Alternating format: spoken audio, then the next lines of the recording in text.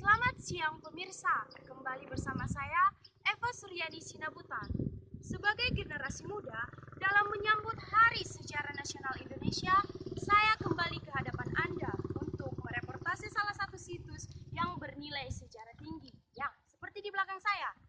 Tanah Ponggol atau dalam istilah lokal disebut Tanah Magotak, terletak di Kabupaten Samosir, Provinsi Sumatera Utara. Jika kita definisikan, Tanah Ponggol berarti tanah yang putus. Adapun penamaannya ini tidak luput dari sejarah yang membentuknya. Karena konon, sebelum Belanda menjajah Indonesia, Samosir masih menyatu dengan Pulau Sumatera, dan Samosir tidak disebut sebagai suatu pulau.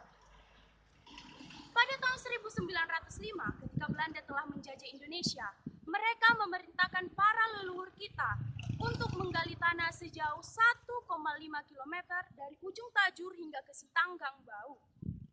Setelah 3 tahun bekerja keras, di mana saat-saat para leluhur kita mengalami kegetiran hidup, yaitu bekerja tanpa diupah dengan senjata tertodong di kepala mereka, akhirnya Tanah Ponggol berhasil dikerjakan.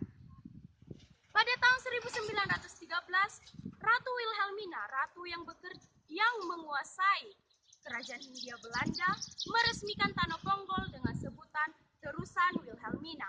Dari penamaan ini, kita dapat menarik kesimpulan bahwa fungsi dari Tanah Ponggol sama seperti fungsi dari terusan-terusan yang ada di dunia, contohnya terusan Panama dan terusan Suez. Karena benar saja, setelah Tanah Ponggol berhasil dikerjakan, Belanda lebih mudah mendistribusikan dan mengeksploitasi hasil-hasil dari bumi Samosir keluar pulau. Dan pemirsa, ada fakta yang sangat menarik mengenai Tanah Ponggol, yaitu jembatan yang ada di belakang saya, yaitu jembatan Tanah Ponggol, merupakan bangunan orisinil pertama kali dari Tanah Ponggol.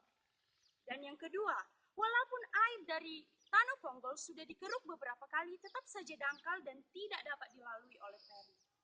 Nah, dari reportase saya kali ini, apa yang dapat kita tarik sebagai suatu kesimpulan?